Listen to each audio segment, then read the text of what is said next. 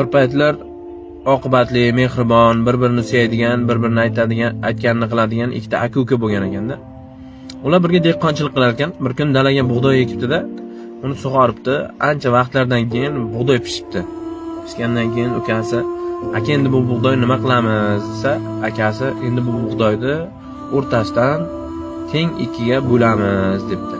Ikkalasi u bug'doyni teng ikkiga bo'libdi-da, o'zini sklatiga joylabdi. Keyin ukasi bir kun yotib o'ylab qoldi. Akamni bola chaqasi bo'lsa, akam ro'zg'ori katta bo'lsa, akamga ko'proq bug'doy berishim kerak edi. Nimaga men teng bo'ldim o'rtadan, bir o'zim bo'lsam deb har kuni o'zini sklatidan akasining sklatiga bir qop bug'doy o'tkazib qo'yar ekan, akasiga bildirmay. Ertasi kuni borsa, bug'doyi hech kamaymas ekanda. Bir kuni nimaga bunday bo'lyapti deb poylab tursa, akasi o'zini